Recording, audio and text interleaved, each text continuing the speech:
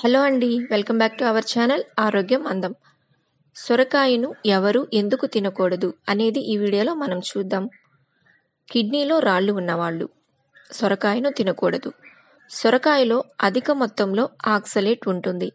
ఇది మూత్రపిండాల్లో రాళ్ల సమస్యను పెంచుతుంది. కాబట్టి కిడ్నీలో రాళ్ళు ఉన్నవాళ్ళు సొరకాయను తీసుకోవాలంటే వైద్యుల సలహా తీసుకోవాల్సిందే. బలహీనమైన జీర్ణ వ్యవస్థ కలవారు సొరకాయ లేదా దాని జ్యూస్ను అధికంగా తీసుకోకూడదు. సొరకాయలో అధిక మోతాదులో ఫైబర్ ఉంటుంది. ఇది జీర్ణ వ్యవస్థను పాడు చేస్తుంది. ఇది శరీరానికి విషపూరితమవుతుంది. అజీర్ణం, కడుపు నొప్పి, మలబద్ధకం మరియు విరేచనాలు వంటి సమస్యలను కలిగిస్తుంది.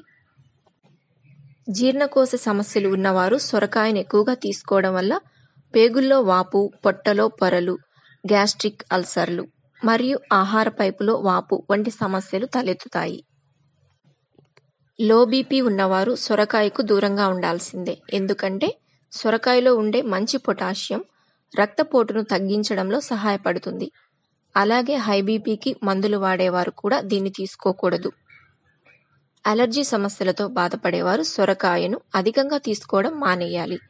తీసుకుంటే మాత్రం దురద, దద్దుర్లు, శ్వాసకోశ సమస్యలతో బాధపడాల్సి వస్తుంది. ఇంకొక విషయం ఏంటంటే సొరకాయ గుండెకు మంచిది కాదు. కాబట్టి గుండె జబ్బులు ఉన్నవారు సొరకాయను తక్కువగా తీసుకోవడం మంచిది. ఈ సమస్యలు లేని వాళ్ళకి సొరకాయలు అనేక ప్రయోజనాలను అందిస్తాయి. కాలేయ సమస్యలు ఉన్నవారు దీన్ని తీసుకోవచ్చు. రోజు ఉదయం మరియు సాయంత్రం ఖాళీ కడుపుతో 5 మిల్లీలీటర్ల సొరకాయ రసాన్ని తీసుకోవడం వల్ల కాలేయ ఆరోగ్యం మెరుగుపడుతుంది.